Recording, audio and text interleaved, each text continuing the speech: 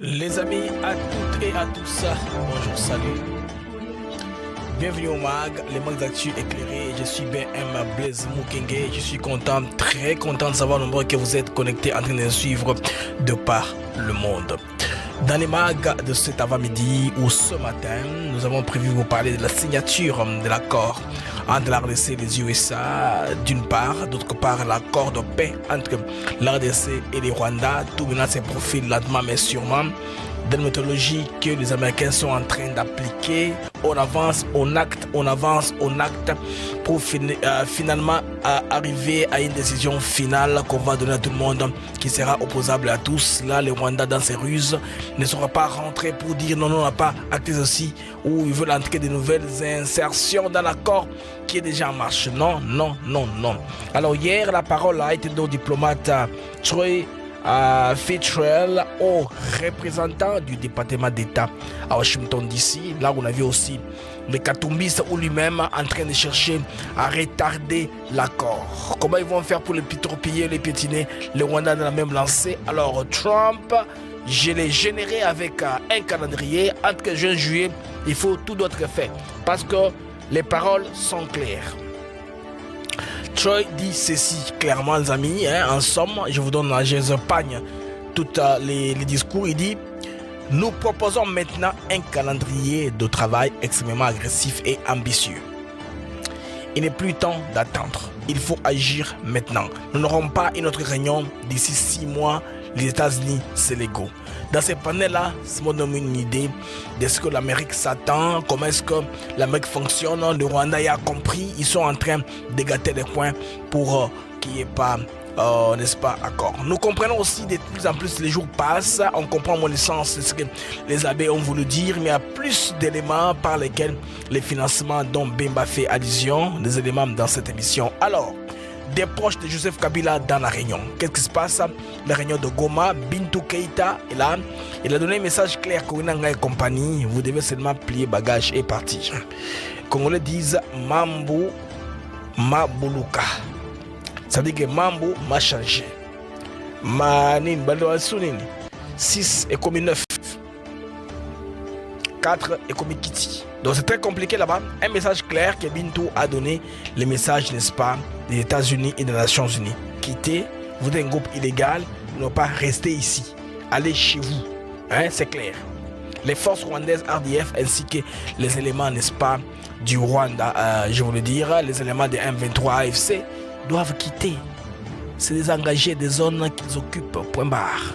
C'est là où ça va nous amener. Alors, l'M23 se trouve piégé après avoir condamné Doha au Qatar. Aujourd'hui, c'est leur tour de condamner la MONUSCO. On comprend. Devoir de mémoire, Tshisekedi avait dit: je signe et persiste. Donc, c'est lui qui nous stabilise. Il avait dit à cette époque, c'est Kabila. Nanga n'est qu'un pantin. Quelqu'un n'est rien du tout. C'est pourquoi il a dit: je ne préfère pas négocier avec les pantins, mais plutôt avec celui qui l'a envoyé. Kinshasa de plus en plus en train de changer. Ça c'est en Djili, ils ont mis une route en plein Djili créée, double bande, comme ça va un peu désengorger le trafic dans la ville. Si on connaît avec la rocade, peut-être très bientôt, n'est-ce pas, les choses seront très bonnes. Alors, joyeux anniversaire au chef de l'État congolais. Cela lui a souhaité, il était souhaité par le prof André Mbata dans un chant, une sorte de crescendo que nous avons tous apprécié, que les gens relaient dans tous les réseaux sociaux. Professeur André Mbata en train de souhaiter Happy Birthday au président qui séjourne au niveau des Colisees. Mesdames et messieurs, bienvenue au MAG. Alors, comme je parlais de Goma, c'est plus une fumée noire. C'est plus en plus une fumée noire. C'est que je vais vous expliquer dans miniature. Alors, pour commencer, miniature, je voulais dire. Bandé Otorutani, après cette annonce.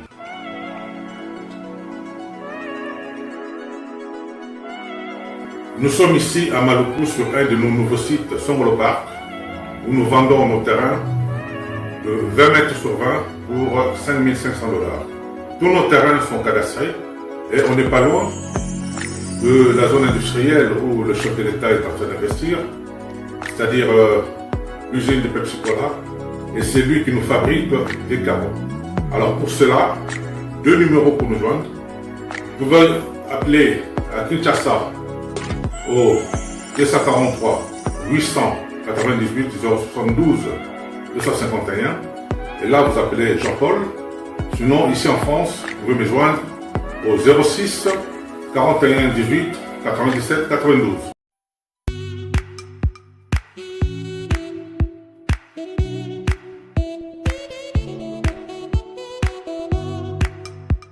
Docteur, pardon, mon petit sangai. Papa Tito souffre de l'hypertension artérielle, le diabète de type 2 et la prostate. D'après nos recherches, le complément alimentaire BioHerbs Cacao est la solution pour Papa Tito. BioHerbs Cacao est un cacao en poudre de première qualité, possédant des propriétés aphrodisiaques, naturelles et puissantes. Elle n'est comprend d'aucun colorant ou arôme artificiel. Profitez avec le meilleur cacao, savourez avec de l'eau, chaud ou avec du lait. Retrouvez dans ce cacao vos performances physiques. Soignez la prostate sans médicaments ni opération. Je vous recommande ce complément alimentaire BioHerbs Cacao. Dégustez le meilleur goût du cacao avec BioHerbs Cacao. Ils ont vraiment très bien. Parce que nous passons la fermentation, nous avons comme baril, nous avons le sucre, donc tout ça, nous avons vraiment très bien. Maman, là on va passer à la question. Côté voilà, est-ce que c'est le divan? Mon gars, veillez la vie. Nous sommes aux USA, en Europe, en France, au Canada et en RDC. Joindre via ces numéros.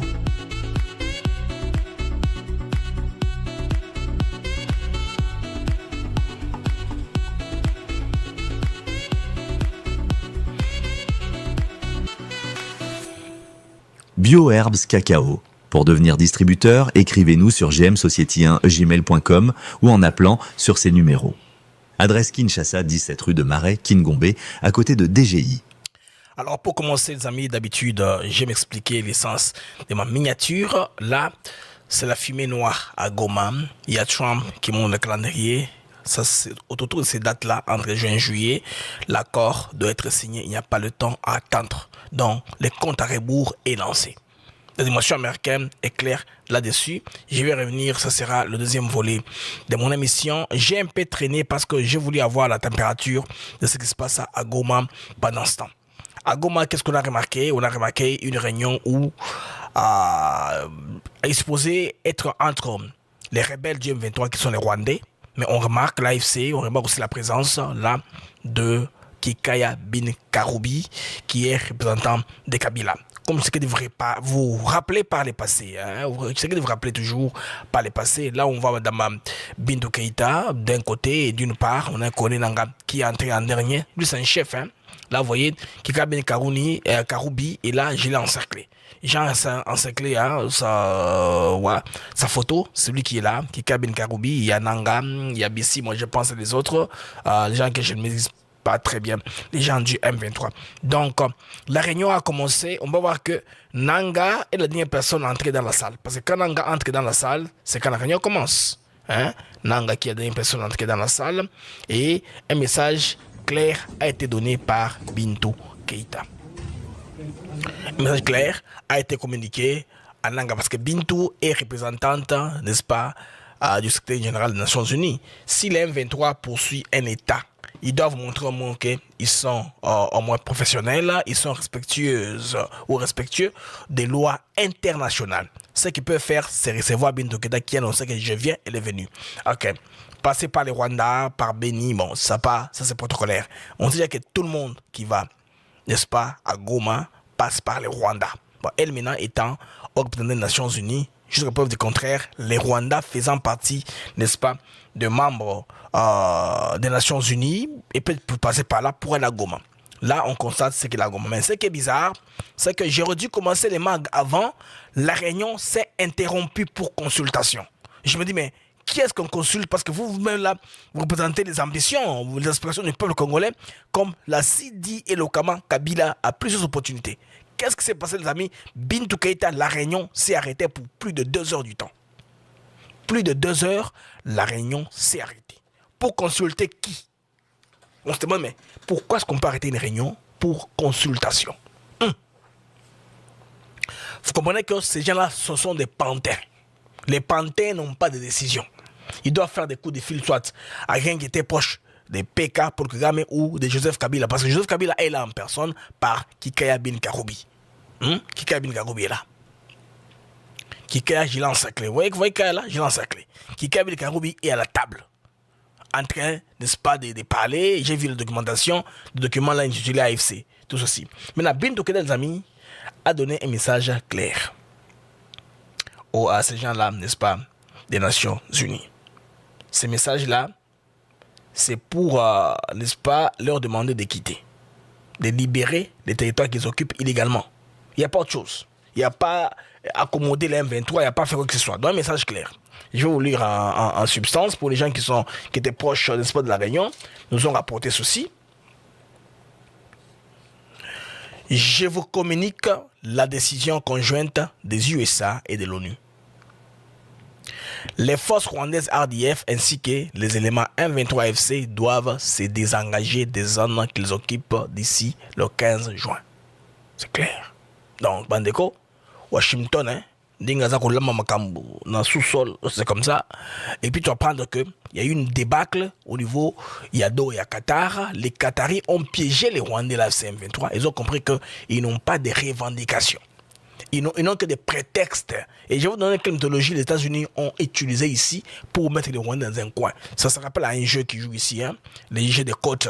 Quand vous bloquez un carré, un cadran ou un carré, vous le bloquez, n'est-ce pas? Quand on siffle, la pénalité commence par là, vous avancez. C'est comme ça qu'ils gagnent terrain, mètre après mètre, pour aller à la victoire. C'est comme ça qu'ils sont en train de mettre le Rwanda dans un coin. Au fur et à mesure qu'on évolue, mais ça paraît comme si ça perd le temps. Mais avec la réunion d'hier, hein, que tout le monde a suivi, merci aux amis qui ont suivi sur ma chaîne, j'ai traduit grâce aux intelligences artificielles la première partie hier. Aujourd'hui, j'ai mis la deuxième partie. Vous pouvez suivre tout en français. Cette IA-là prend trop de temps parce qu'il doit identifier chaque voix séparément. C'est pas comme les IA là qui sont génériques. Hein. C'est une IA qui travaille avec intelligence. C'est pourquoi ça prend un peu de temps. Mais allez voir, le point final est que la traduction est là en français. On a au moins l'économie de ce que c'est dit hier clairement. On sait à peu près, à partir d'Atlantic Council, les gens qui étaient invités, il y a eu des hauts représentants du département d'État américain. C'est ce qui importe. Les gens qui vont n'est-ce pas, s'appuyer sur la question, les gens qui vont faire appliquer les choses dans l'intérêt des États-Unis, des autres bien sûr, hein, États-Unis, Congo, Rwanda, parce que quand on parle de paix, il faut inclure tous les acteurs. Donc à Goma, tel que nous sommes là, les amis, c'est consultation sur consultation, Bintou Keïta, bon, de toute la façon, et les M23 ont lâché disant qu'ils les auraient piégés, dans le sens où il est en train de prendre la part du gouvernement. Dans ce cas-ci, Bakambo et le Mama Kala. Nanga, ça donne à quoi? Que après nous, on a un 23, vous savez que non, il y aura une trêve, il y aura une réconciliation, il y aura un 3+4 ou 1+4, même pour avoir l'1+4, il faut que l'étendue que vous occupez soit importante. Voilà pourquoi est-ce que Kabila a utilisé de l'argent pour corrompre les Wazalendo, à Lobo et en Kachama, tout ça pour un peu étendre l'occupation de son territoire. S'ils sont des Litouris, à Kalemi, ils prendront une grande partie du pays. Ce sera très important pour qu'on puisse la considérer sur le point même des forces, hein, de la force sur terrain. Et non que le Nord et le Sud Kivu, mais pas la totalité. Parce qu'au Nord Kivu, on a encore un gouverneur militaire qui siège à Goma. Non, je veux dire à Beni, qui a délocalisé les opérations à Beni. Au Sud Kivu, nous avons le vice-gouverneur qui opère à partir d'Ouvira. C'est que l'État congolais est encore présent et la MONUSCO est là. Pour dire, on vous donne tout le temps possible. Vous avez tout le temps, vous avez pris Goma Bukavu vous-même. Vous vous arrêtez. Vous n'avez pas avancé pour tout prendre, nous, en tant qu'arbitre, pour vous garder et faire les constats. Vous voyez que les aventuriers des M23 n'ont pas délivré, peut-être grâce à la fourchette de temps qu'il leur avait été imparti. Hein? Ils ont donné, il y a une fenêtre qu'on leur a donnée de faire ce qu'ils pouvaient faire, de contrôler autant de territoire que possible. Ils ne l'ont pas fait. Et je m'excuse si je n'ai pas préparé les cartes. Hein? Sinon, j'ai une carte graphique pour vous montrer au moins les cartes. Hein? Textuellement, qu'est-ce qu'ils occupent? Les territoires de Rutshuru, Walikale, tous les territoires là, ils ne l'ont pas au complet. Si vous sauvez aujourd'hui les combats qui sont sur le terrain, c'est dans les Rutshuru, dans les Massissi, dans les Sud Kivu, les mêmes endroits où ils occupaient les Wazalendo entre un jeu de ping-pong. Et les FARDC ont consolidé leur position jusque 3 ou 4 semaines. Je n'ai pas vu de victoire majeure des AFC M23 de ce côté-là. Bon, on sait que ces gens-là, comment ils se comportent, ils sont en train malheureusement de pousser les Congolais, ce qui est malheureux. C'est dommage et malheureux. Alors, les amis, un rappel d'un gars de leur camp qui parle de Nanga, n'est-ce pas? Nous sommes parlons de Nanga. Vous prenez Nanga, il vient là, il entre en pompe, le dernier. On accueille, dispositif d'accueil, là, Nanga entre. La presse, regarde, il n'y a pas de problème. Alors, la question posée, que va devenir Nanga? Nanga pense, il est en train de penser de rêver. Tshisekedi fera des concessions qui vont faire peut-être qu'il peut se retrouver, qu'il ait des postes, et qu'il y ait une amnistie générale, que les morts là qui sont partis partent pour rien, que les bourreaux d'hier viennent à Kinshasa, à mettre encore, avoir certains postes clés, on fait entrer des Rwandais, on recycle les Kabila et tout, on est dans la politique. Voici selon leur propre réseau, ce que disent les Nanga. Long format de Simon Rodier, Corneille Nangaa, chef de l'AFC. Pensez-vous qu'il souhaite réellement la paix ou il a intérêt que cette guerre perdure parce qu'aujourd'hui il contrôle une partie de l'Est et avec ça les minerais? Ben oui, c'est-à-dire que Corneille Nangaa et l'AFC et le M23, dans cet accord entre la RDC et le Rwanda potentiel à Washington, en fait, ce seraient les grands perdants de cet accord, parce que voilà, ils ne bénéficieraient pas de ce deal minier, et puis ils devraient quitter des territoires qu'ils contrôlent actuellement. Donc c'est vrai que ce qui se passe à Doha, donc entre le M23 et puis le gouvernement congolais, eh ben ça bloque, parce que le M23 n'a strictement aucun intérêt de faire avancer ces négociations. Donc c'est vrai que voilà, il va falloir à un moment que, et Corneille Nangaa le dit dans votre interview, qu'il y ait un interlocuteur peut-être un petit peu plus direct, puisque les négociations de Doha seront de manière assez discrète, puisque Kinshasa ne veut pas, elle avait toujours refusé ce fameux dialogue, ces négociations directes avec le M23, mais il va falloir peut-être passer la vitesse supérieure. Mais d'ailleurs, Kinshasa devrait discuter, selon vous, avec le Rwanda ou l'AFC M23 ?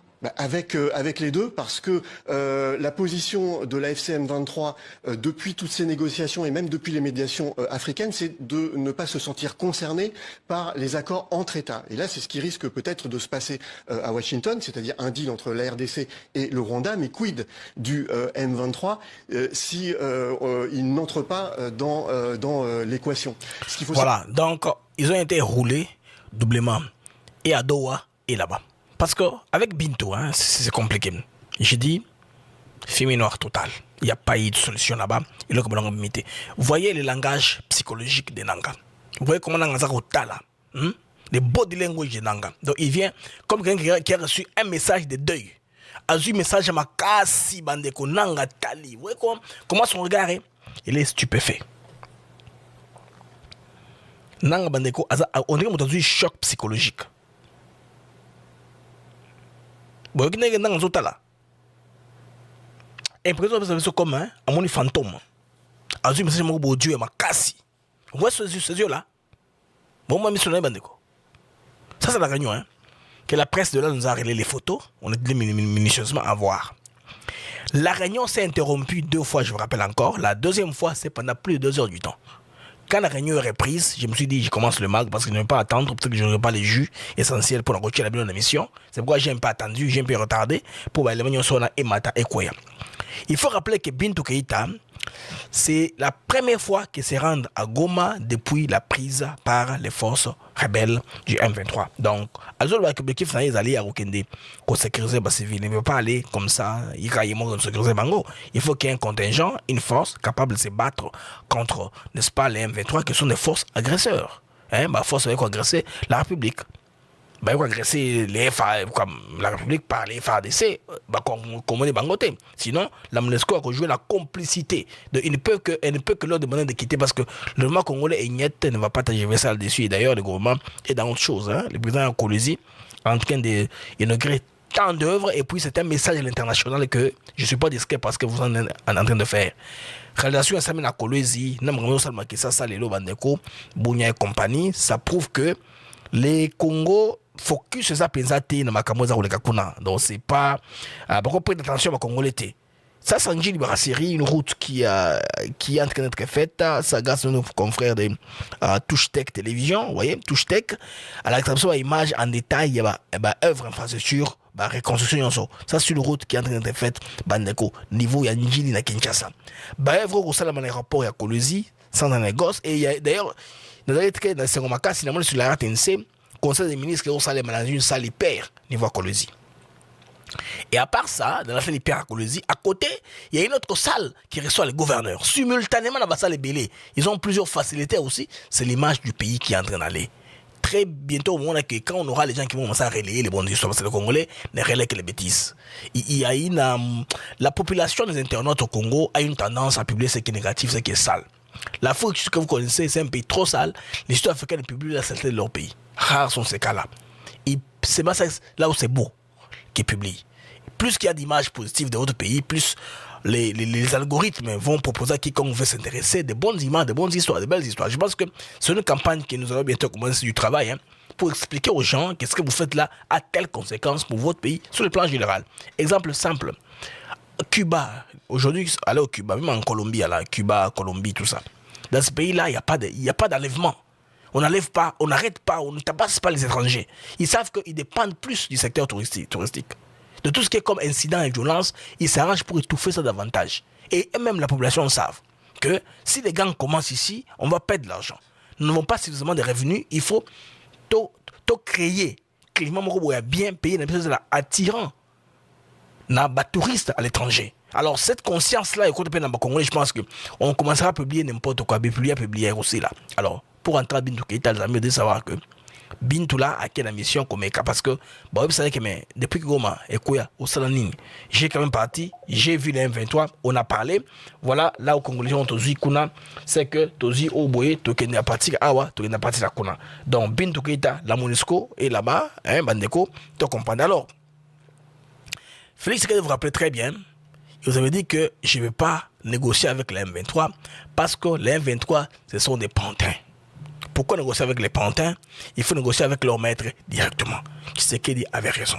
Rentrons en arrière, devant de mémoire, dans un clip. Où il y a Salaka. Alors, expliquer Bandeko. Makambo je pense que c'était entre Christian Sakouenou et Wamba Wechi à Bruxelles. Après, il y a une intervention médicale, visite médicale de son médecin. Parce qu'on avait parlé que les prêtres ont demandé qu'il y ait réconciliation entre lui, Fayoulou, Katumbi et Kabila. Dans le temps, de manière pédagogique. Les évêques de la Cinco, le jour où ils ont élu leur nouveau président, leur nouveau bureau, et dans nos discussions, je ne vais pas les dévoiler ici, mais il y a eu une demande allant dans ce sens. Mais ma réponse était claire. J'ai dit, mais Seigneur, je suis à votre disposition. Je ne demande que ça. Mais dites-moi, comment vais-je m'y prendre? J'ai pris l'exemple que de trois opposants. J'ai commencé par Martin Fayoulou. Je dis, voilà. Mais il n'a jamais reconnu les résultats des dernières élections. Comment est-ce qu'il acceptera ma main tendue? Moïse Katumbi était prêt à faire la même chose, ou il avait même fait la même chose, mais grâce évidemment à la pression des siens, il a accepté qu'il rentre dans les institutions, mais lui reste borderline. Joseph Kabila, n'en parlons pas. Lui, il a carrément boycotté les élections et prépare une insurrection, parce que l'AFC, c'est lui. Donc, dites-moi... Donc, mes amis, l'AFC, c'est lui. C'est que des clairs là, il connaît qui sont ses opposants, Benjamin Bango. Mais depuis ce temps-là, les choses ont évolué. C'est que DC finalement rendu avec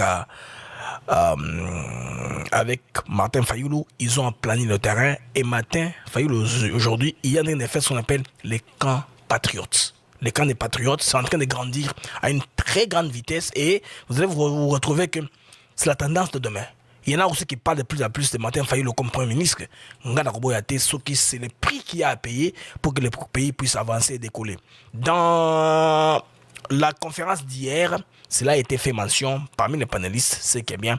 Il y avait aussi des Congolais experts à la Banque mondiale, c'est qui est bien. Il n'y a pas seulement l'ambassadeur Fitrol qui a parlé, il y a aussi des Congolais qui ont contribué, des Africains aussi qui ont contribué de manière très intéressante. Je vous dirais, c'est quoi, où est-ce qu'on va nous amener? Le système que les gens les conseils, ça s'appelle quoi encore, nos gens des institutions, Oyo, et Arabes globalistes, créer, concept, même académique, il y a le Kuta.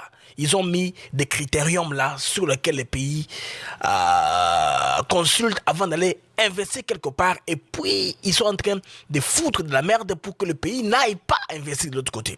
Alors, on le suit encore, les amis.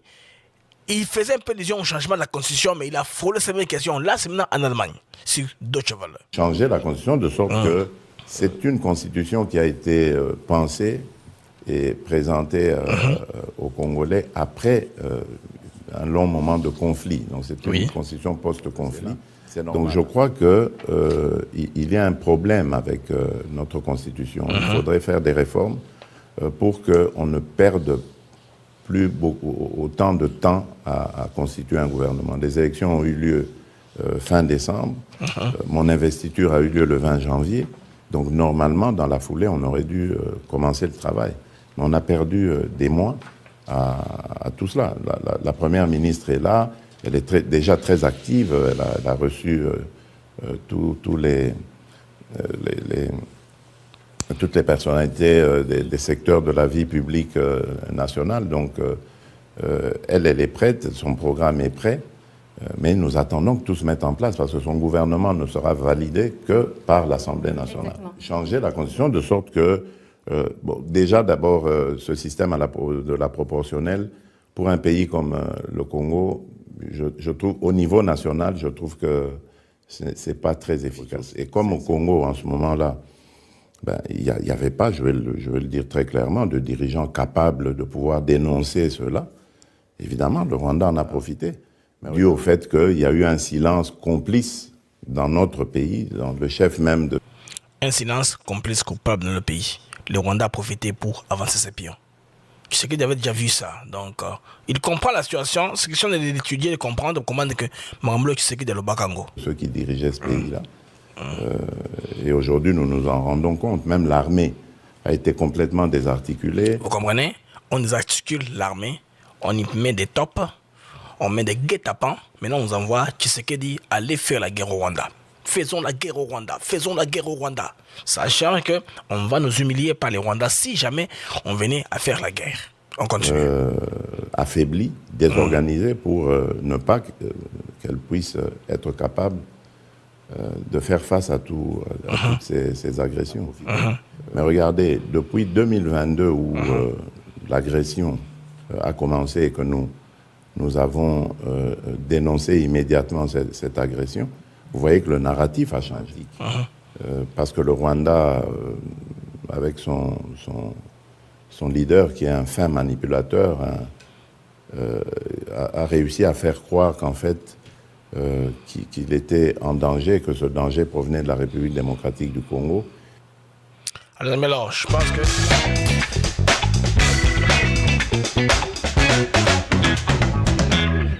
Après cette transition sonore, nous allons passer, les amis, à un autre aspect. Tout ceci est ensemble. Je vais maintenant en venir, les amis, au calendrier avec les Américains. Tout est clair. Trump... Pris le calendrier, n'est-ce pas, il est là. Il rappelle à tout le monde, y compris PK et son système. Je veux quelque chose entre ces dates ici. Il n'y a plus lieu d'attendre. Tout est clair. Donc les États-Unis confirment leur volonté de soutenir une convergence stratégique entre les initiatives régionales, internationales pour aboutir à un accord de paix et entre la RDC, n'est-ce pas, et le Rwanda, pour la paix. Dans quel objectif? D'ici juillet, c'est clair, je vais vous mettre les vidéos qui sont là. Les médiateurs qataris sont attendus à Washington dans les prochains jours pour finaliser les modalités d'un processus qui entre désormais dans sa phase décisive. Alors vous allez voir l'ambassadeur, le haut représentant au département d'État, Troy Fitzgerald, en tout cas qui a lancé un avertissement clair. Quand je parle, je vous mets qui est Troy. Troy est là-bas. Voilà Troy. Troy est là-bas, il a dit clairement. Il a dit ceci, avant que je vous mette la vidéo. Nous proposons un calendrier extrêmement agressif et ambitieux. Il n'est plus temps d'attendre. Il faut agir maintenant. Nous n'allons pas attendre 6 mois pour la prochaine réunion. Nous devons régler ça maintenant. Les amis, là, c'est M. Troy, les hauts représentants de Washington au niveau du département d'État, qui a déclaré ça dans la réunion qu'il y a eu hier à Atlantic Council.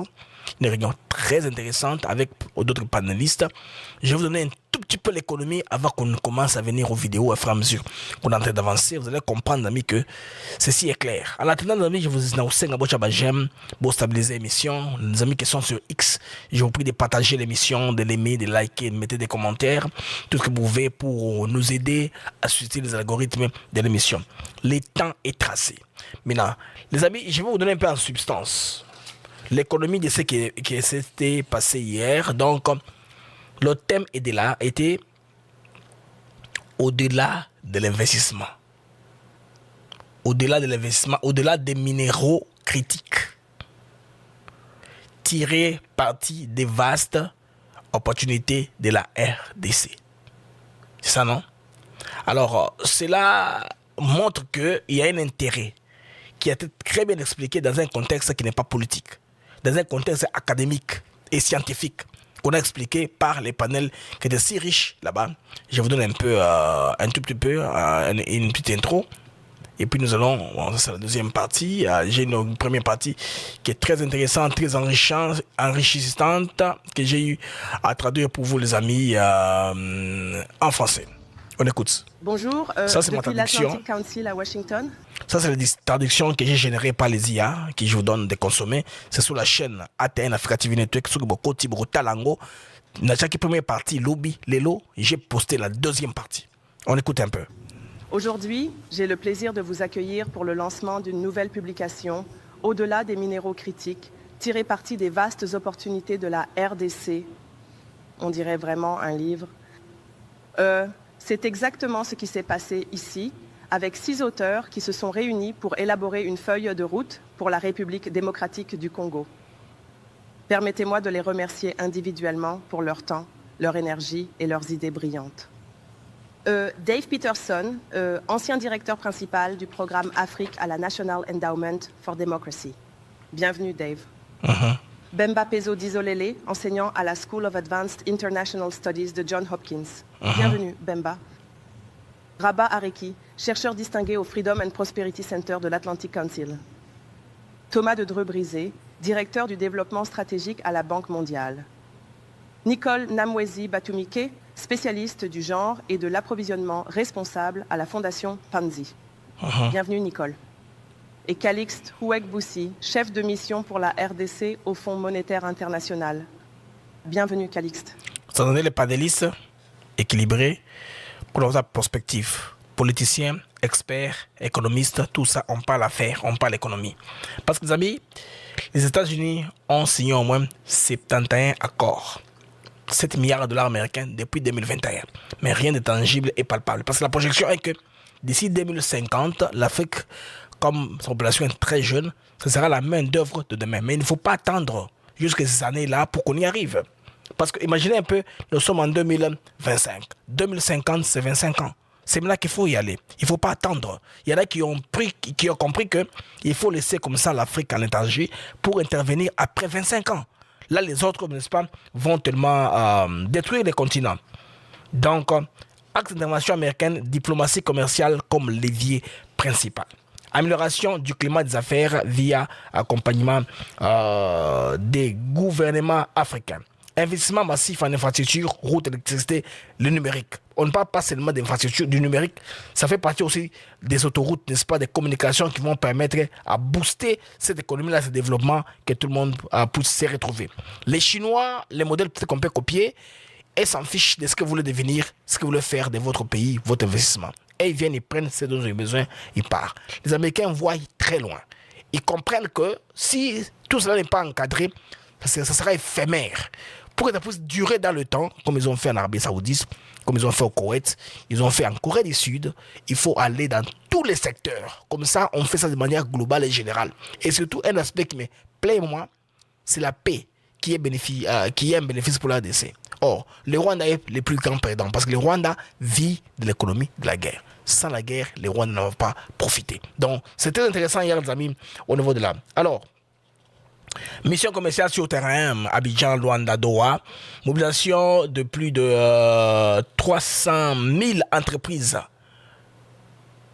américains qui ne travaillent pas en Afrique. Tout cela leur avait été rappelé. La relation des agences, les banques, tout ça a été mis en exergue pour, n'est-ce pas, relever les défis d'opportunité avec la RDC qui a tout le potentiel qu'on veut, hydroélectrique, agricole, culturel, géographique, position géographique stratégique. Donc Atlantique plus les bassins du Congo. Tout ça fait que la RDC devait venir en tout cas être au centre de tout ce qu'ils doivent faire. Allons-y maintenant les amis, ligne après ligne, ce qui était discuté hier. C'est très important que j'en arrive au calendrier parce que monsieur a été clair quand il a dit que le temps c'est maintenant. Alors j'ai eu plusieurs clips ici, il y en a qui sont en anglais, il y en a qui sont en français. Allons-y avec d'abord, rendons-moi par Boulos, rafraîchissons la mémoire. C'est que Boulos avait dit il y a quelque temps. Make something very clear. The US position la position des États-Unis sera claire. The US position is that the M23 must lay down their arms. Ok, les M23 doit déposer ses armes pour que tout se continue. Ça c'est Boulos ou Boyoka déjà. Na ulingate na zongele yango bosu Boyoka yango déjà. Tozonga bandeko na monsieur Oyo. Ce qu'il dit clairement sous le point de ce que les États-Unis s'attendent. Okay. I think one of the key factors we need to have is a full understanding of what it means to engage with the DRC. What it means. Alors, nous devons avoir une compréhension de comment s'engager avec les RDC. Je m'excuse, j'ai la traduction en français et dans le anglais. Bon, lui, c'est bandeko. Là, j'ai la traduction en français directement. Ok, on y va. La partie la très importante. Ce ne sont que quelques notes. Non, je ne vais pas vous faire la lecture. Tout d'abord, bienvenue à tous mes amis. Merci d'être ici. Et j'espère qu'en disant simplement bienvenue à tous mes amis, cela inclut tout le monde. Cela inclut l'ambassadrice Yad, nos panélistes, tout le monde. Le fait que vous soyez ici signifie que vous êtes un public auto-sélectionné de personnes qui se soucient réellement de ces questions. Cela ne devrait plus être un marché de niche. Je pense que l'un des éléments clés que nous devons avoir, c'est une compréhension complète de ce que signifie s'engager avec la RDC, de ce que signifie s'engager avec l'Afrique. Et de voir que ce n'est pas fait par pur altruisme, mais bien parce que c'est fondamentalement important. Je voudrais que vous compreniez cette partie. On y va lentement. Vous savez, mon équipe me fournit sans cesse des faits du genre « En 2050, un travailleur sur 3 dans le monde sera africain » et ce genre de choses. Et franchement, j'en ai assez d'entendre ça. En fait, je ne me préoccupe pas vraiment de 2050 dans ce sens-là. L'Afrique est importante dès maintenant. La RDC est importante dès maintenant. Les gouvernements africains sont dès à présent des membres à part entière, importants et essentiels sur la scène mondiale. Et nous devrions le reconnaître. Donc, l'ambassadrice Yadé a mentionné qu'à Abidjan, nous avons lancé notre stratégie commerciale. Et l'idée derrière cela, c'est que c'est ce que nous voyons qui fonctionne. Nous avons passé 60 ans à faire de l'aide au développement et beaucoup de ces pays n'en sont pas visiblement transformés. Ne vous méprenez pas, j'aime nos projets d'assistance, j'aime nos collègues, j'aime le travail que nous avons accompli. Mais les pays ne se développent pas par altruisme. Ils se développent grâce à un véritable essor commercial dans leur propre intérêt. Voilà. Et dans ce sens, on peut regarder ce qui se passe dans différents pays. Je vais même prendre le Ghana comme exemple. Vous savez, à l'époque où la bauxite a été découverte ou a commencé à être exploitée régulièrement au Ghana, cela aurait pu être un pays où l'on se contente simplement d'extraire la bauxite, de la charger sur un navire et de l'exporter. Voilà. Mais ils ont fait un investissement massif. C'est ce que les Katumbi Kabila ont fait. La seule chose qu'ils ont inaugurée là-bas, c'est les ponts. Parce qu'il fallait sortir les minéraux rapidement. Les ponts, il fallait sortir les minéraux. Vous voyez un peu, les gens de Koulouzi se rappellent. Dans les infrastructures, et on construit le barrage, le BL pour là, et créer le lac Volta, afin d'avoir l'électricité nécessaire pour transformer la bauxite en aluminium. Alors, les amis, pour un peu petite économie, la Côte d'Ivoire, c'est un pays qui a beaucoup de potentiel énergétique. Ils ont beaucoup de courant. Ils ont développé leur chute, même chose que nous avons en Inga ici, pour transformer la bauxite. Aujourd'hui, c'est un pays qui se retrouve, le Ghana, je veux dire, avec la bauxite. Et voici la chose amusante. Ce projet emblématique a en fait créé la classe moyenne ghanéenne, car c'était pratiquement les seules personnes du pays à avoir un emploi réel, stable et formel dans le secteur formel. Voilà, un emploi stable du secteur formel, avoir des vrais millionnaires au sens de Dangote, des gens qui évoluent, une classe moyenne et puis une classe de gens riches. Mais en RDC, malheureusement, il faut renverser la tendance. En Angola, à une époque, c'était comme ça. Tout homme riche était soldat, militaire, politicien. Il faudrait que les hommes d'affaires, qui les capitaines d'industrie, qui se développent dans les mines, dans les affaires, deviennent des hommes riches, réels. Mais en RDC, jusque-là, les hommes les plus chantés, les plus représentatifs sont des politiciens. Montre-moi un homme qui est riche au Congo, qui est hors du circuit politique. Il n'y en a pas. S'il y en a un rare, qui se cachent peut-être qu'ils ont évolué sous d'autres cieux. Des gens tels que les Steve Musiwa, fondateur de Iconet Zimbabwe. Les gens tels que les Mutepe de l'Afrique du Sud, qui est à la CAF. Les gens tels que les Tokyo Sokwa, les Chicken Licken. Les gens tels que les Aliko Dangote, on peut citer, les gens sont les gens. Pas les gens qu'on connaît, qui ont fait l'argent de la politique, comme les fils de Théodore Obiangwema, qui fait des tapages à travers l'Afrique avec l'argent venu de la kleptomanie, de la politique des taxes, du taxe des peuples. Je veux, ici, il parle de la classe moyenne. Si la classe moyenne est plus grande, ça va plus motiver l'industrie de transformation à s'installer au Congo. Parce qu'il y aura les gens qui vont fabriquer des véhicules, des appareils électroménagers, les Congolais auront du travail. C'est comme Botswana, par exemple. Les gens de Botswana, là, avec leur salaire, ils prennent crédit pour voiture, mobilier, et ils ont une très bonne vie. C'est comme ça la vie. Tout passe par les banques. Et si les choses sont faites comme ça, vous allez voir que l'amélioration de la vie au Congo qu'on attend aujourd'hui va augmenter avec la classe moyenne. On continue. Et Valco a fait quelque chose de vraiment intéressant à ce niveau-là. Ils avaient un plan selon lequel, pour leurs employés, lorsqu'ils atteignaient l'âge de 50 ans, ils pouvaient encaisser la moitié de leur retraite immédiatement, ce qui a offert, pour la première fois dans ce pays, l'opportunité, le capital nécessaire pour entreprendre des choses. Ils pouvaient acheter une maison, ils pouvaient créer une entreprise, ils pouvaient envoyer leurs enfants à l'université quelque part. Ces enfants de Valco sont devenus le centre dynamique de la classe moyenne au Ghana. Et quand on regarde le Ghana, disons à partir de... Vous savez, j'y ai servi en 1997, il y a presque 30 ans. La différence entre le Ghana d'aujourd'hui et celui d'il y a 30 ans est tout simplement spectaculaire. Mais c'est grâce à ce que cette classe moyenne a pu créer. Maintenant, je ne présente pas le Ghana comme le modèle unique à suivre partout sur Terre. Mais on observe cela dans différents pays. En Guinée, c'est CBG. On voit cela à différents endroits. Ce type d'investissement a vraiment compté très bien. Et a réellement Alors maintenant, là où fait il parle la différence. du calendrier, allons. Qu'est-ce qui bloque? Donc, travailler avec eux sur ces questions, sur l'amélioration du climat des affaires, c'était le deuxième point. Le troisième, bien sûr, c'est tout simplement l'infrastructure. Ce sont des objectifs clairs. Là, dans certains pays, s'ils n'ont pas investi dans les infrastructures depuis 60 ans, alors il y a 60 ans d'infrastructures à réaliser dès maintenant. Donc, il y a beaucoup d'opportunités à ce niveau-là. Et quand je parle d'infrastructure, tout le monde pense tout de suite aux rails, aux routes, à certains ports, peut-être à l'électricité. N'oublions pas le numérique. L'infrastructure numérique est absolument essentielle. Si vous voulez participer à l'économie moderne, il vous faut une colonne vertébrale numérique et c'est crucial. Quatrièmement, il s'agit simplement d'organiser des missions de diplomatie commerciale. J'ai besoin de faire venir des gens de Washington. J'ai parlé de vous comme d'une communauté qui se sélectionne elle-même. Je dois sortir les gens de cette ville, les emmener à l'étranger et leur faire comprendre ce qui se passe. C'est pour cela que j'étais au Forum des PDG à Abidjan. C'est pour cela que la semaine prochaine, je serai à Luanda pour le sommet du Corporate Council en Afrique.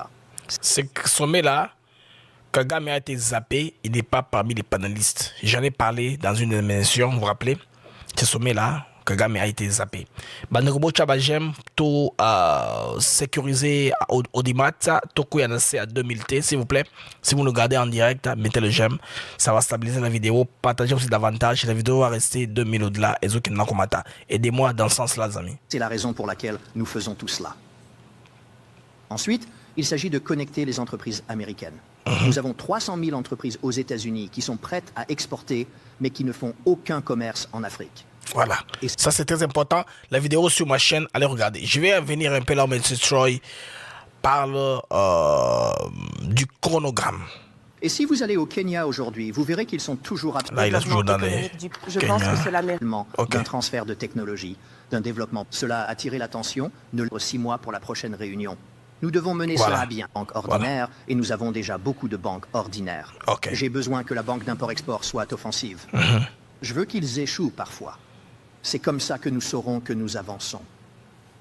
Maintenant, nous sommes ici aujourd'hui pour parler du DRC en général. Je suis sûr que certaines personnes s'intéressent au processus de paix en cours en ce moment. Cette semaine à venir, nous avons effectivement des équipes techniques ici pour essayer d'atteindre la prochaine étape. Équipe technique pour chercher à atteindre la prochaine étape. Les amis, la diplomatie, en tout cas de Tshisekedi, a compris l'opportunité que les États-Unis ont donnée. Il a compris que garder les États-Unis comme un allié, rester dans les bonnes grâces de Washington, c'est intéressant. Au lieu d'être comme un président rebelle qui fuit tantôt à la Chine, tantôt à la Russie, à la Turquie, non. Il a été calme. Aujourd'hui, ça a payé dans cette patience-là. Les Arabes Unis aussi, et comme les États-Unis, ils ont une technique, comme la technique du citron. C'est-à-dire, on te vide. Quand la substance est slio, bah boakio. Alors, suivant ce que M. Troy Fitzgerald parle en termes de chronogramme. C'est la partie qui m'intéresse le plus, qui doit montrer aux Congolais que les choses sont en train de bouger. Quand je génère cette idée ici, c'est pas en vain. C'est ce qui va arriver effectivement. Suivant encore. Nous avons défini ces principes. Maintenant, nous débattons de la manière de mettre ces principes en pratique. Nous avons fait, je pense, tout ce que nous pouvions en ligne par visioconférence, par email. Il est temps de réunir à nouveau les équipes, donc c'est ce que nous faisons en ce moment.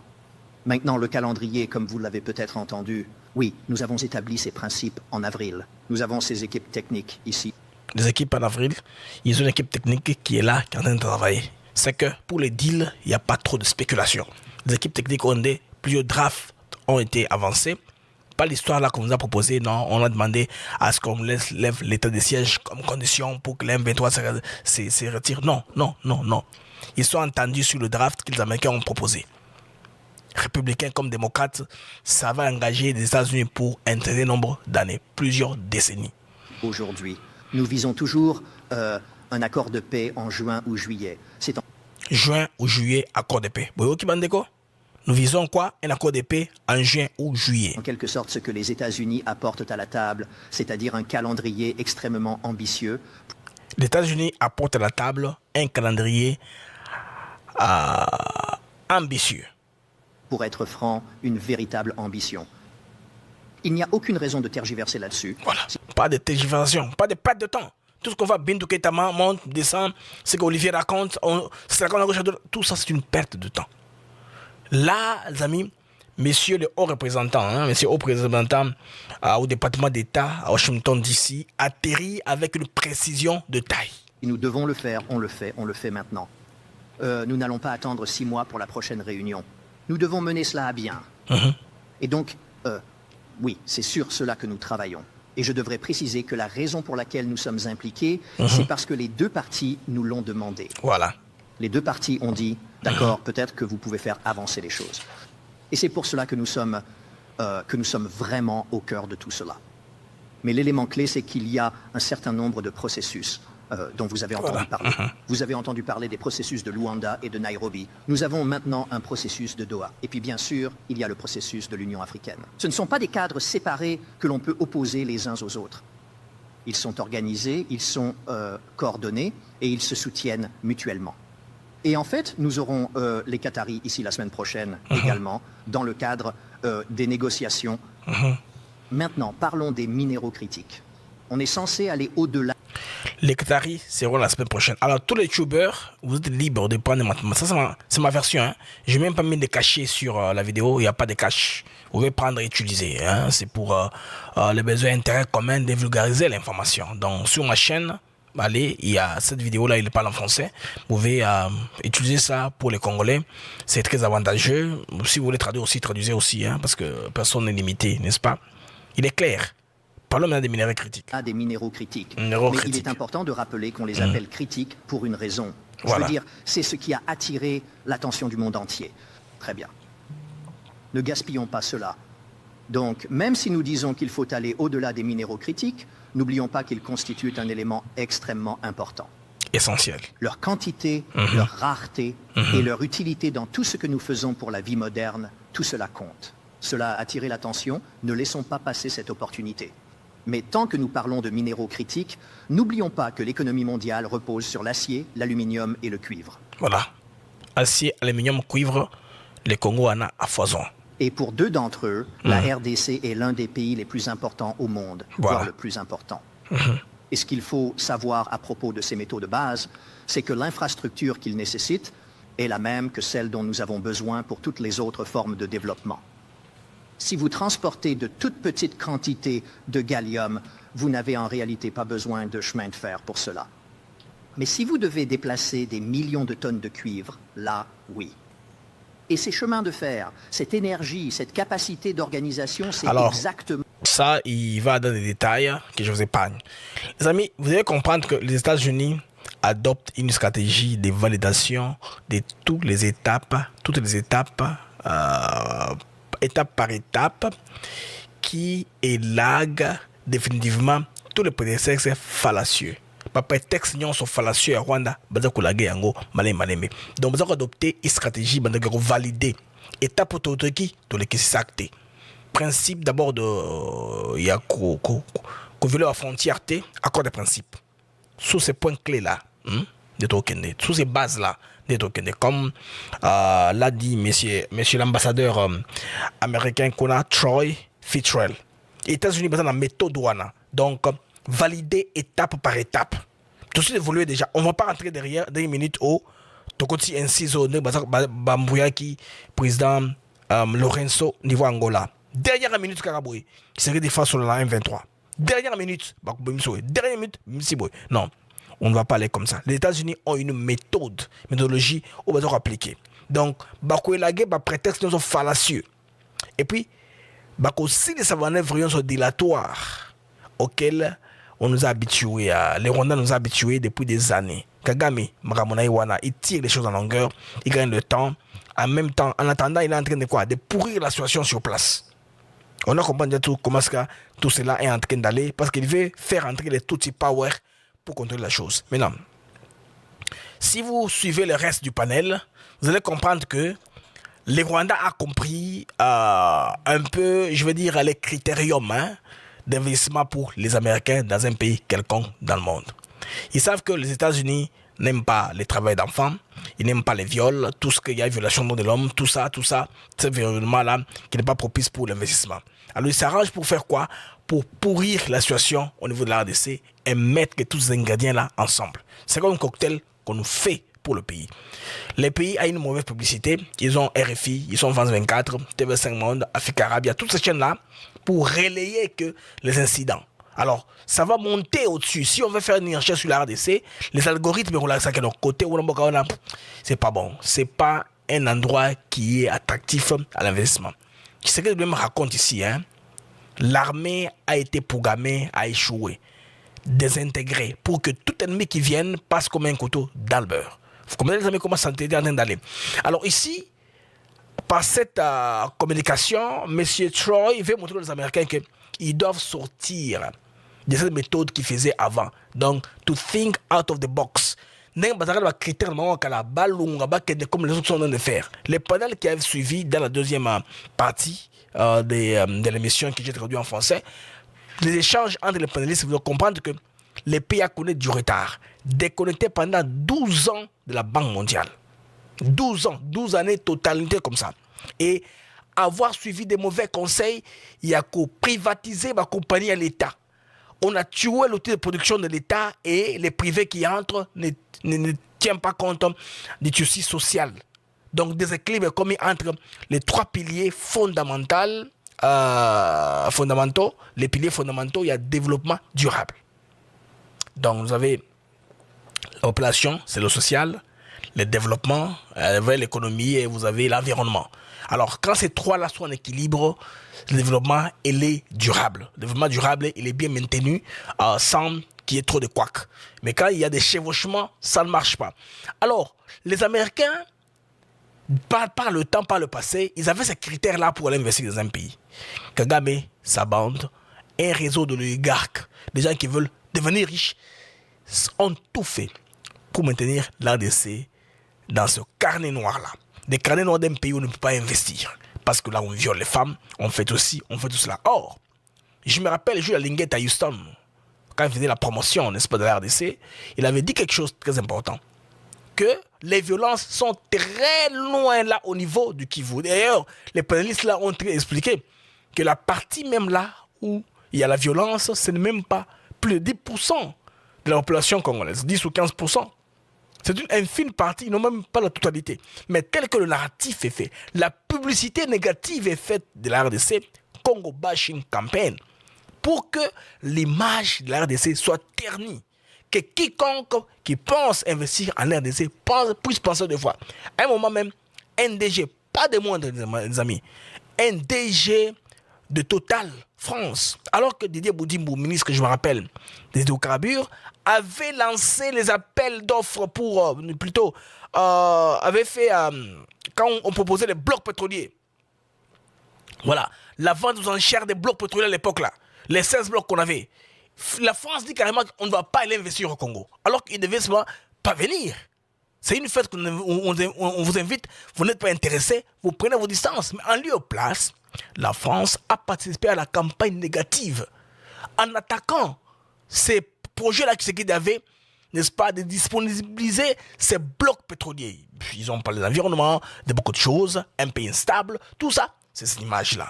Ces tableaux sombres-là que malheureusement, beaucoup aussi des politiciens ont alimenté. Chaque fois qu'un politicien prend la parole, il va vous dire les indicateurs sont rouges. C'est rouge, c'est rouge, c'est rouge. Tout ça fait quoi? Ils ont bang ces investissements. Investissement, ils ont kima. Les amis, les Américains, ici, ils sont rappelés. Bon, rappelez que ce que le Rwanda a réussi à faire, ils ont compris sa réputation au Rwanda.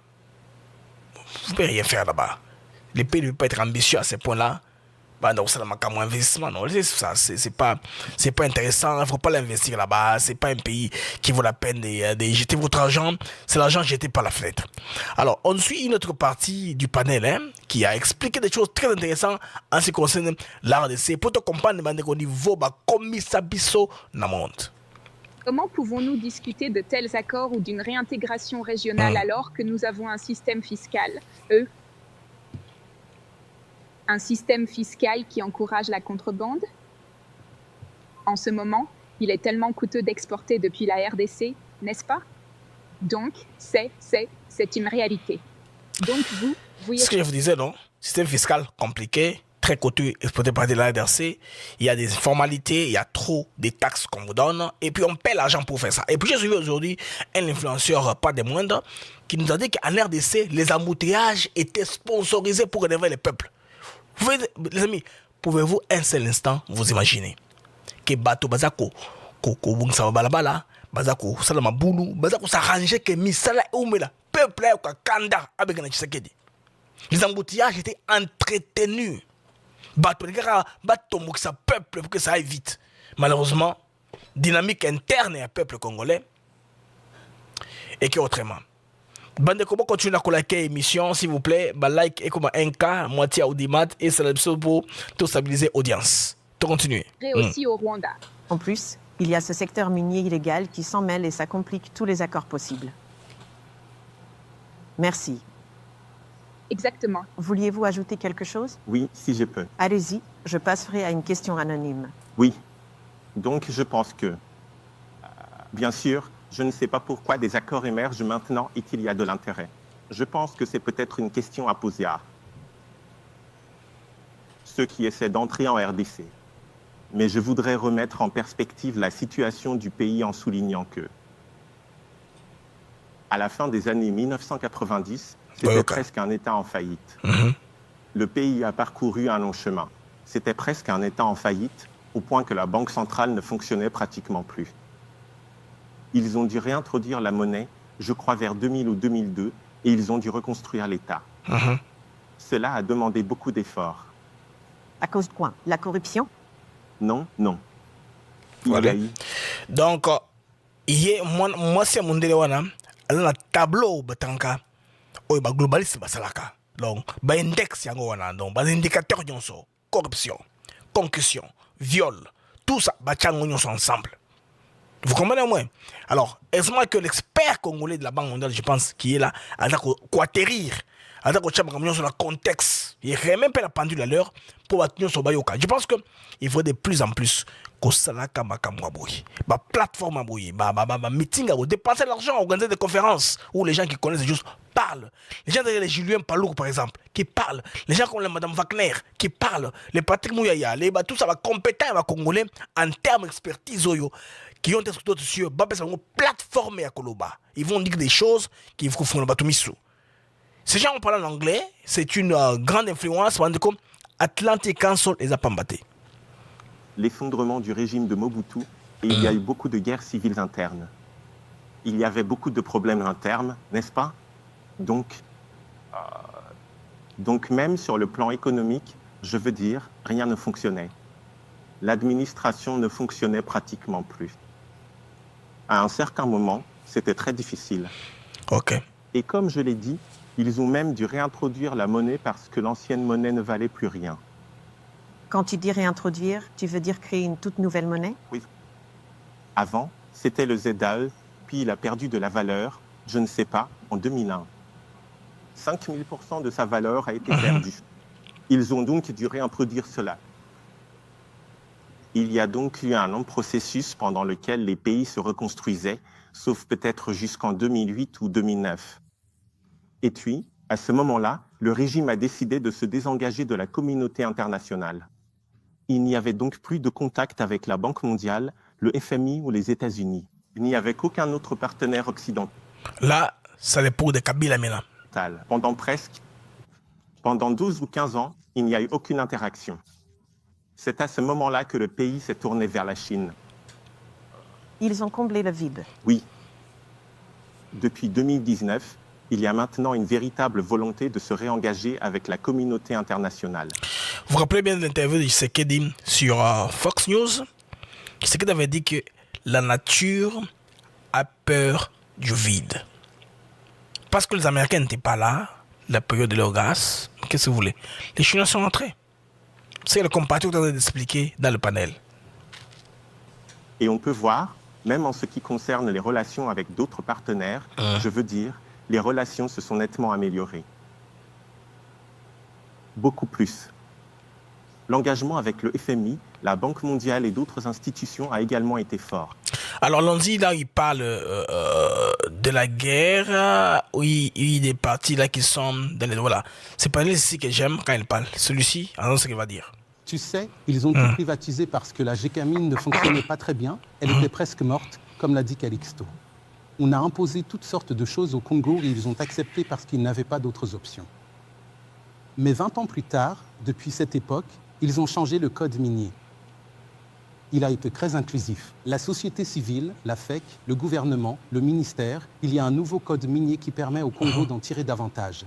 Ils ne sont pas encore là où ils devraient être. Ils peuvent encore gagner davantage. Donc, la semaine minière a lieu aujourd'hui au Katanga. Si tu vas à Kolwezi, tu ne reconnaîtra pas Kolwezi aujourd'hui parce que les revenus arrivent et augmentent. Ils ont donc parcouru un long chemin. La société civile au Congo est très forte. Le Congo a été suspendu en 2013 de l'ITIE, l'initiative pour la transparence dans les industries extractives, non pas parce que le Congo est le pays le plus corrompu de la région. Loin de là. L'Angola, le Rwanda, tous ces pays connaissent la corruption et à un niveau élevé. La RDC possède une corruption partout, Rwanda, partout là, Angola, tout. C'est pas seulement la RDC. Société civile que ces pays n'ont pas. C'est cette société civile qui a travaillé et démontré que les revenus n'entraient pas dans les caisses nationales. Ils étaient détournés et cela a eu un impact considérable. Donc je pense qu'aux États-Unis, l'obsession pour la Chine est en réalité agaçante pour les Africains. Et c'est agaçant pour tout le reste du monde aussi. Venez simplement, d'accord? Ne demandez pas ce que font les Chinois. Demandez-vous ce que vous pouvez faire ici. D'accord? Et faites-le. Ça me rappelle quelque chose. Arrêtez de parler. Venez simplement livrer. Nous avons des entreprises en Afrique. Nous avons Patrick Gold. En 2006, je couvrais la guerre en Éthiopie.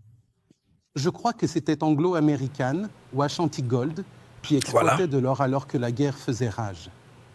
Ashanti Gold, anglo-américaine, des compagnies sud-africaines et compagnies, tout ça, capitaux sud-africaines, britanniques. Alors qu'il y avait des guerres là-bas. Hein? Il y avait des guerres. Vous comprenez comment est-ce que les palmarès de la RDC a été fauché, malheureusement, avec la complicité des Congolais. Le travail qu'a Mokoge fait les salvateurs, mais quelque part, il va dans la contribution aussi de ce tableau-là noir. Là, il n'y a rien, il n'y a que des viols, il n'y a que des vols, rien de bon ne peut venir là. On ne peut pas l'investir là-bas. Alors que quand on investit, c'est pour les intérêts. Continuez encore à côté. En parlant de risques, eux, ils y allaient. J'étais intégré avec les casques bleus et Mamboalu était ouvert aux affaires. Alors, si vous voulez parler de risques, qu'est-ce que ces gens-là ont vu pour aller exploiter en plein conflit, alors qu'aujourd'hui, on ne peut pas aller en Équateur, on ne peut pas aller au Kasaï. Il n'y a aucun conflit dans aucun de ces endroits. Je veux dire, je parlais du Portugal et de la Norvège. Il y a tout un pays que vous pouvez exploiter. Donc cette obsession et le fait d'appeler ça un substitut, cette mentalité, c'est déjà un problème. Et je vais continuer à insister là-dessus. Il n'y a de substitut pour personne. Le marché est ouvert. Jamais. Vous êtes en train de dire qu'il y a une mauvaise perception, même si personne ne le nie? La perception est mauvaise. Ça a été travaillé à dessein pour que le Congo ne puisse pas décoller, ne puisse pas se retrouver, entretenu par une machine de communication bien huilée. À chaque fois que le Congo veut décoller, on a plein de choses. Il y avait aussi des gens, j'ai toujours répété, moi, Blaise, à l'interne. Heureusement, je sais que d'accord, c'est une puissance en nuisance. Il y avait un roulage à Kinshasa qui nous rappelait de ne pas prendre certaines directions. Quand on parle de congolité, l'amour du pays, et vous voyez, taisez-vous là-bas. Ces gens-là étaient prêts pour nous taper dessus pour qu'on ne décolle pas. Les gens-là d'origine douteuse. Il y a une violence massive et des dizaines de milliers de personnes ont été tuées, surtout dans l'est de la RDC. Pourquoi est est comment panéliser ça comme ça donc bah perception le cop magamo est une vraie mine d'or. Une mine d'or là où les gens se retrouvent. Les ONG font de l'argent, la Monesco ils ont un salaire et bas salaire régulier, il y a des pays qui se retrouvent, tout ça et puis et ça et l'eau comme ça que utiliser pour peindre ou faire la publicité de la mauvaise image du pays. Et d'ailleurs, vous avez tous les deux mentionné, Dave et vous, le Rwanda. Le Rwanda nie soutenir les rebelles du M23, mais les Nations Unies affirment qu'il existe des preuves crédibles qu'ils le font.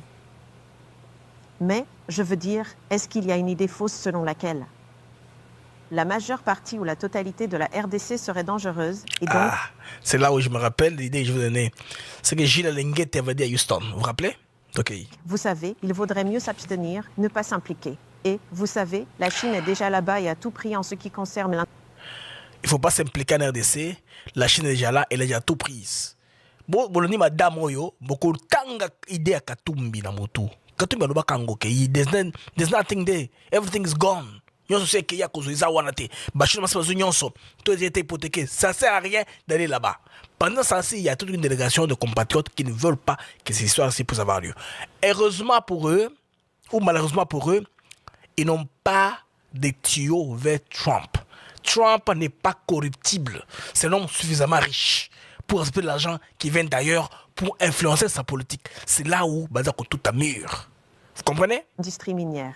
Donc, vous voyez, on ne va tout simplement pas y aller. Enfin, c'est ce que vous dites? C'est une très mauvaise idée reçue. Je ne pense pas que idée reçue soit le bon terme. C'est presque malveillant et une mauvaise pratique. La RDC, encore une fois, a la taille de l'Europe de l'Ouest. La RDC a 2 fuseaux horaires. C'est le seul pays africain avec... J'ai oublié de vous rappeler ça. 2 fuseaux horaires. Air de Kinshasa, air de l'Est, Lubumbashi, Goma. Les autres différents. C'est un pays géant. On écoute. 2 fuseaux horaires, juste pour vous donner une idée de la taille du pays. Donc, si l'on parle de Goma, tout le bruit autour du M23, des 140 groupes armés, cela concerne moins de 10% du pays. Le récit dans les médias prend cela comme la réalité principale. Mais ce n'est pas le récit du pays. Voilà, Batoy. Goma, 50%, avancé, montée fulgurante, tout ça. Même les médias anglo-saxons, tous ils aiment ça. C'est ça l'info qui est sur le Congo. Le narratif négatif. Heureusement que nous sommes là pour recadrer. Et puis, TV comme on dit dans ma chambre, ils ont sur Bango, ils sont plus que Bango. Des fois, nous prenons leurs vidéos et nous faisons que dans la virale. Que ma chaîne, on a un million d'abonnés. Et des fois, on nous regarde nous plus que Bango. Et comme ils sont qu'on destine mes messages à la Congolais, c'est que le métier que nous faisons est en train de réussir. C'est pourquoi tous les jours, nous avons une réflexion. Donc, on parle de quelque chose qui n'existe même pas. On cherche des monstres sous le lit qui ne sont pas là. C'est vrai, Derv, tu es d'accord avec ça? Oui, je pense que oui. À Lubumbashi, j'y étais il y a environ 1 an, et tout semblait bien se passer. À Kinshasa et dans de nombreuses régions du pays. C'est plutôt paisible. Ce que je suggérerais, je ne sais pas si c'est politiquement correct ou non, mais les États-Unis, Stewart, devraient peut-être commencer à discuter avec la Chine. Vous savez, commencer à discuter avec certains autres, peut-être que c'est déjà le cas, bien sûr, en ce qui concerne. Vous savez, essayez de trouver une solution pacifique au problème dans l'est du Congo. Vous savez, amener le Rwanda à la table des négociations, le gouvernement congolais, les autres. Les pays autour du Congo, vous savez, inclure la société civile, inclure certains partis politiques d'opposition. Voilà, c'est là que j'ai parlé de Martin Fayoulou. Parti politique d'opposition. Fayoulou est connu dans tout le temps comme l'opposant à Chanel Tshisekedi. Il s'est rencontré. Boka Moité, ceux qui parlent d'écolo. Les amis, cette interview dont je parle ici, en tout cas, ils ont relayé partout. Il y a Television Council, Bureau of Foreign Affairs, Bureau des Affaires étrangères des États-Unis, et rétuté en émission à lobby, webinaire. Oh, tout ça dans Binoawa. Bah, rétuté en lobby nini. Hey.